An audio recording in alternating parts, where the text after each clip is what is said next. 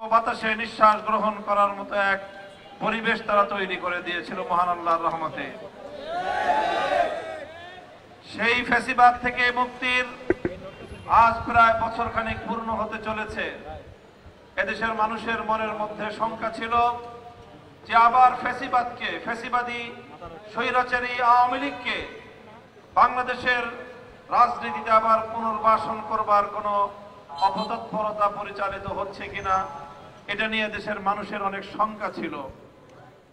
এদেশের মানুষ পরিষ্কার বলে দিয়েছে, বিপ্লবী জনতার পক্ষ থেকে আমরা বারবার বলেছি, শহীদের রক্তের দাগ এখনো মুছে যায়নি, এখনো বাংলার ঘরে ঘরে শহীদের মায়ের চোখের অশ্রু মুছে যায়নি। হাজার হাজার শহীদের রক্ত মারিয়ে, হাজার হাজার শহীদের মায়ের অশ্রু পেছনে ফেলে বাংলাদেশের স্বৈরাচারী শেখ হাসিনা এবং তার রেসপন্সারদের আবার রাজনীতি করবার খায়েশ কোনোদিন পূরণ হতে পারে না। বাংলাদেশের ছাত্র জনতা, এদেশের ফ্যাসিবাদ বিরোধী রাজনৈতিক পক্ষগুলো হাতে হাত রেখে বরাবর আওয়ামী লীগের বিরুদ্ধে তারা রাজপথে ঐক্যবদ্ধ সংগ্রাম চালিয়ে গিয়েছে। তাদের সে ঐক্যবদ্ধ সংগ্রাম বিশেষত গত কয়েকদিন ধরে আওয়ামী লীগের রাজনীতি নিষিদ্ধ করবার দাবি নিয়ে রাজপথে ছাত্র জনতা যেভাবে আন্দোলন করেছে, সংগ্রাম করেছে, দলমতের ঊর্ধ্বে উঠে এদেশের সাধারণ ছাত্র জনতা বিভিন্ন অঙ্গন থেকে, যমুনা থেকে শুরু করে শাহবাগ চত্বর পর্যন্ত ছাত্র জনতার যে অভূতপূর্ব ঐক্য এবং তাদের যে সংগ্রামী ভূমিকা এদেশের মানুষ প্রত্যক্ষ করেছে। আমরা এখন আশা করতেই পারি যে দেশের ক্ষমতাসীন মহল কোনদিন চাইলেও ছাত্র জনতা ভবিষ্যতে কোনদিন কোন স্বৈরাচারী শক্তিকে বাংলার রাজনীতিতে বরদাস্ত করবে না ইনশাআল্লাহ। আজ এই বাংলাদেশে আমরা পরিষ্কার কয়েকটি দাবি উত্থাপন করেছি যার যার অঙ্গন থেকে। জুলাই এবং আগস্ট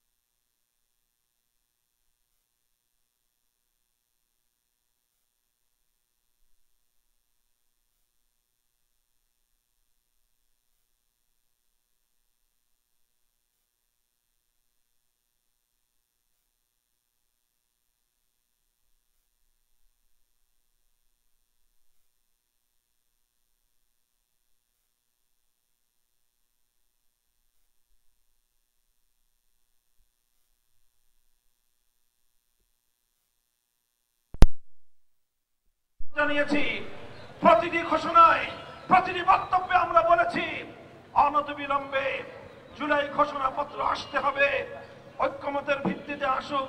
সে ব্যাপারে আমাদের আন্তরিকতার কোনো অভাব ছিল না, কিন্তু আমাদের আন্তরিকতার কেউ ওই যদি অর্থ বুঝে যে এটাকে জুলাই ঘোষণাপত্র জুলাই ঘোষণাপত্র জাতির সামনে ঘোষিত হওয়াকে টাল বাহানার কোনো হাতিয়ারের পেছনে ফেলা, এটাকে আমরা বরদাস্ত করে নেব না। আমরা চাই জুলাই ঘোষণাপত্র অনতিবিলম্বে জাতির সামনে ডিক্লারেশন হতে হবে। জুলাইয়ের ঘোষণাপত্রের ভিত্তিতে আগামীর বাংলাদেশ নির্মিত হবে।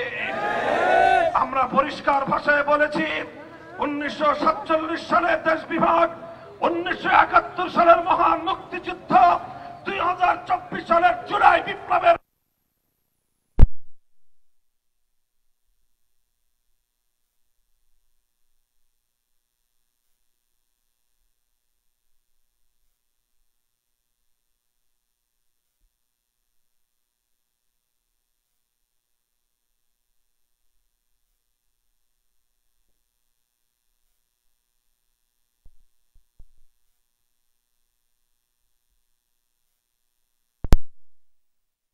সংগ্রামী অভিবাদন জানাই আমাদের ক্যাপ্টেন হাসনাত আব্দুল্লাহ, তার সহযোগী সার্জিস আলম সহ অন্যান্য আমাদের সকল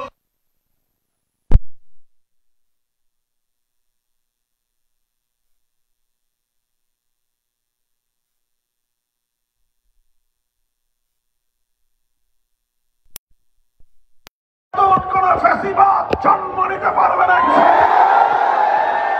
আমরা বলেছি 71 সালেও আমরা পিন্ডির গোলামীর জিঞ্জির ছিন্ন করেছি, দিল্লির গোলামী করবার জন্য নয়। 2024 আগস্ট পরবর্তী সময় আমরা বলি আমরা দিল্লির দাসত্ব থেকে মুক্ত হয়েছি, ওয়াশিংটনের গোলামী করবার জন্য। আমরা পরিষ্কার ভাষায় আমাদের বক্তব্য স্পষ্ট করছি যে আমাদের ছাত্র জনতা যেভাবে বুকের রক্তের বিনিময়ে বাংলাদেশকে নতুন ভাবে স্বাধীনতার স্বাদ উপহার দিয়েছে, এদেশের মানুষকে তারা যে মুক্তির স্বাদ আস্বাদন করিয়েছে, এ জাতি অকৃতজ্ঞ জাতি নয়, এ জাতি অকৃতজ্ঞ জাতি নয়। আজ তার এই জাতি আবার প্রমাণ রেখেছে। ছাত্ররা রাজপথে নেমেছে, ডাক দিয়েছে, বাংলাদেশের মানুষ তাদের সে ডাকে সাড়া দিয়েছে। তারা যদি বলতো ব্লকেট কর্মসূচি ঘোষণা করেছিল, যদি সারা বাংলাদেশ ব্লক করতে বলতো, এদেশের মানুষ বাংলাদেশকে অচল করে দিত। আমি আর কথা দীর্ঘায়িত করছি না। ইনশাআল্লাহ নেতৃবৃন্দ দায়িত্বশীলরা পরামর্শ করছে, আমরা তাদের সঙ্গে রয়েছি, আমরা প্রতিটি পদক্ষেপে আছি। ইনশাআল্লাহ ঐক্যবদ্ধভাবে আমরা আগামীর বাংলাদেশ গড়ে তুলব। বিভাজনের রাজনীতি পরাস্ত হয়েছে, আগামীতে বাংলাদেশে বিভাজনের রাজনীতি করে কেউ ইনশাআল্লাহ সুবিধা করতে পারবে না।